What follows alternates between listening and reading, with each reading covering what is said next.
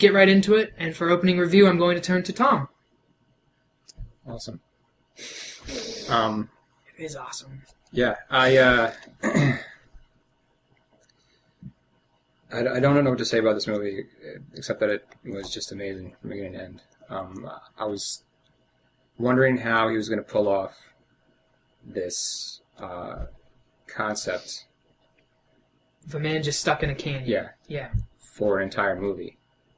And the good thing was that he built up to it, so you got to know this character, Aaron Ralston, who was a true story.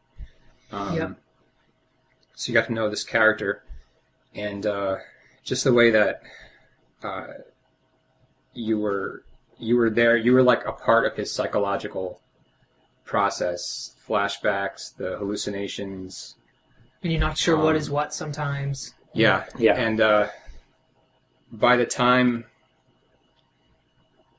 it got to the scene where he cuts his arm off, and it was just like, I couldn't watch it. Which is quite excruciating. Yeah.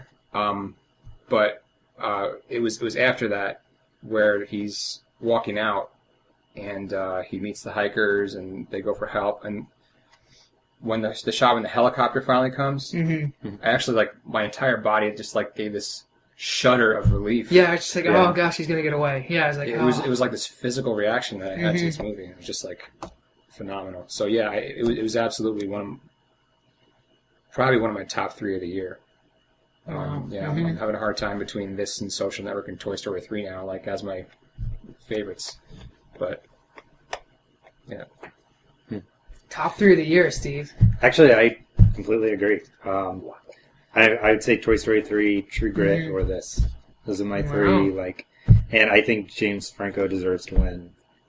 Yes, before this, I was pulling for. I was like, Colin Firth is my guy, but Colin Firth was amazing. Yeah. We're not taking anything away from Colin Firth. But what James Franco did in this, I was really surprised that we went in and watched it, and I expected it to be, him in the canyon and then a long flashback sequence. Him in the canyon. Expecting lots of flashback sequences. I mean, how do you just look at one guy for an hour and a half? And that's what they did. You just look at him for an hour and a half and see what he's going through. And it's like you said, there's a very, like, physical connection you end up having with him, where you're like, you just feel what he's feeling, and the way he's able to convey that is just absolutely incredible.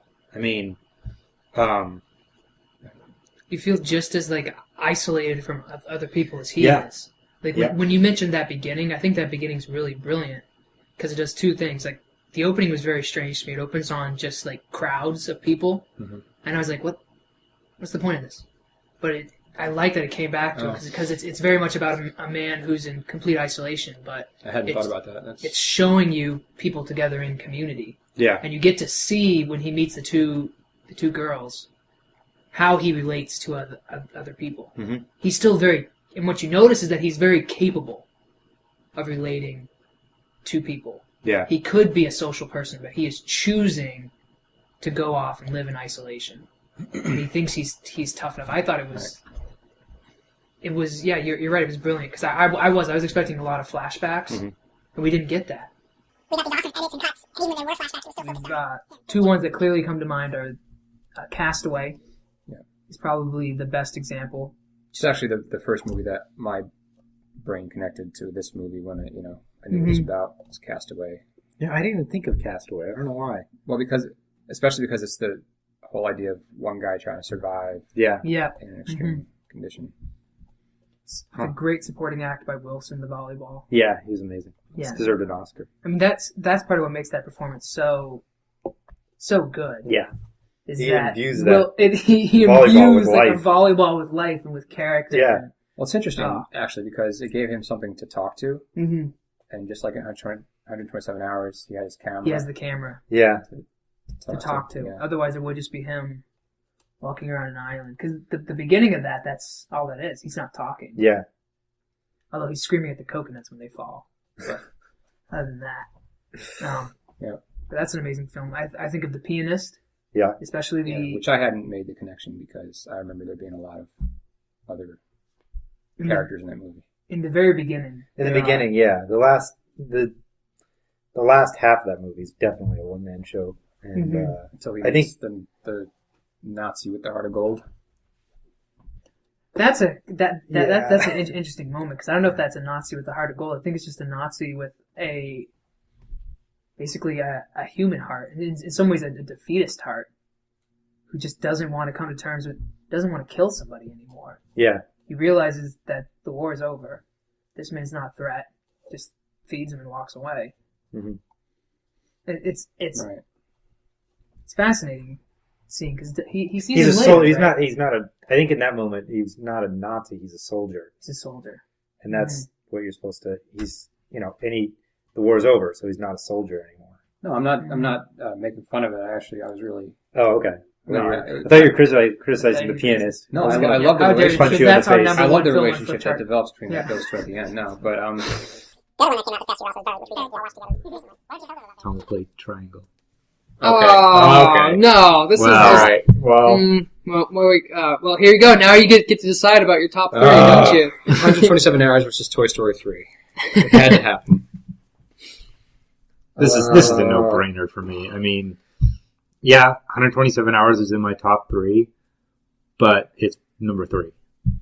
Mm.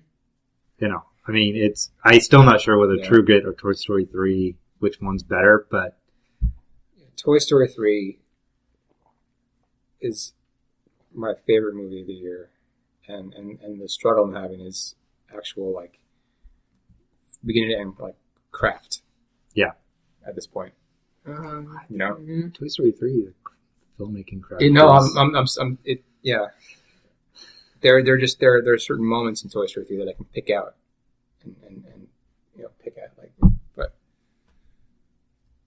Don't you dare pick it. no, that I just I think it's so close, but I think I have to pick Toy Story 3. I was just talking with someone this morning about Toy Story 3, talking about how much, and I watched it again, just sitting here. Oh, really? Yeah. And it brought me to tears again. Yeah. Just completely bawling, and that's amazing, because I knew it was coming. Yeah. I knew the emotional response. I knew how attached to it I was, and it still got me. It still pulled you in. It still hooked you. Oh. Actually, during the Golden Globes, I was watching it with my friend Jessica, who hadn't seen it, and I was telling her about my emotional connection to it. Yeah. And as I was talking, like, they showed That end scene! the clip, and as soon as it came on, I was like, I can't even watch it right now. Like, I turned away and I looked at the wall. I was like, I can't even watch it now. I'm going to start crying. Weren't we watching that? And we were like, Yeah. we had the same reaction. Yeah. It was just that end scene, and we were like, oh, come on, you can't do this to us. Yeah. We were like, oh. Yeah, I remember that. We were like, oh, God. It's Yeah. unbelievable. Yeah. Do something bad. And and there's the criticism that it wouldn't be as good as it is without the first two. Because the first two, like, have I don't know if you would have as previous- much of an emotional response without Right. the first two. But, I don't think that's a detriment to the film. I don't No, think so either. not at all. No, That's- no. I mean, I've been thinking about this, and I can't see that as it's like saying Return of the Jedi wouldn't be as good without the original Star Wars. Well, of Or- course not, because it wouldn't make sense. Return of the King wouldn't be as good without Yeah. Fellowship. it's I mean, great on its own. Just watching it without Yeah. watching the first two is great. Yeah. And you can enjoy it without watching the first two. I think you can. Yeah. But Mm-hmm. I don't know. It's so entangled with the first two. I can't even objectively say whether or not it's. at the good. same time, when I vote for Toy Story 3, I feel like I'm voting for the entire That's true. 3 movies. And I'm actually more okay with that now. Like, you know what I mean? It's Mhm. just like, I don't have a problem doing It's that. fantastic, yeah. Yeah. It's an amazing, amazing film. So are we all voting? I'm voting. I'm Yeah. going Toy Story 3, yeah. This has to be. Yeah.